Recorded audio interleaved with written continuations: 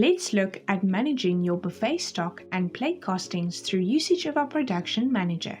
Before we start, ensure that all buffet items have been created in the master file.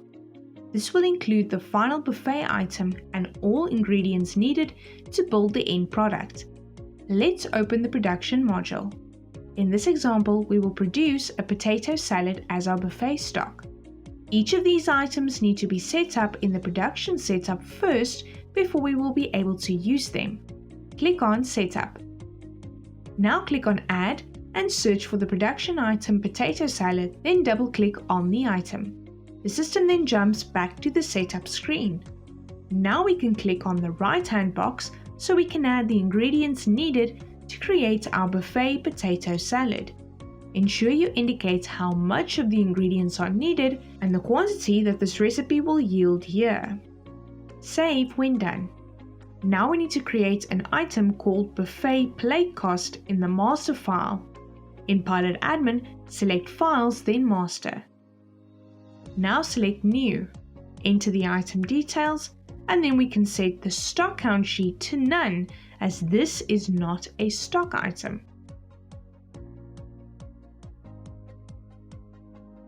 The unit we can indicate as plate, and the plate cost as R1. This plate cost will update as soon as we start producing with accurate stock information. Let's return now to our production manual. Now we need to add the plate cost as a production item. Enter the setup and add the plate cost as a production item. Now add all your buffet items in the right-hand window as seen here.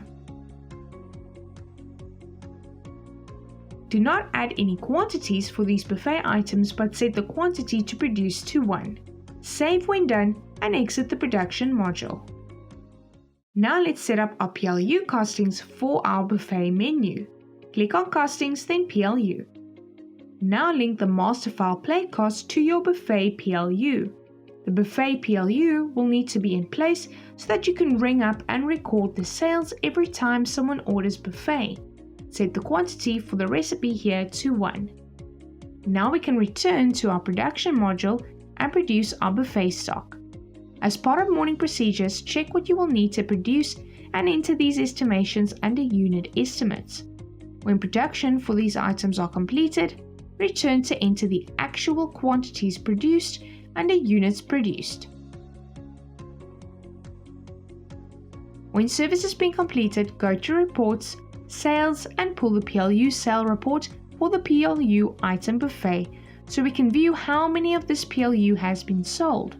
We will need this value so we can indicate in the production module how many plates we sold and update our plate costing production item details.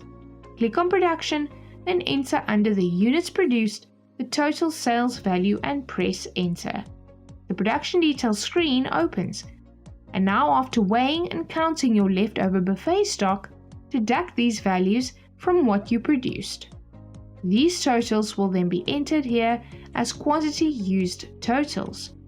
As a result, you will now see the total plate cost and the individual plate cost here. We can then update the item details by clicking Yes to save. Click Yes to update. Now, as a final step, we need to update our prep sheet with our buffet stock totals that are left over for the day. Click on Prep Sheet and enter your end day totals under the Close tab. This is how you can successfully manage your buffet service. Notice that our stock counts balance. Let's click Exit to save and return to our admin screen.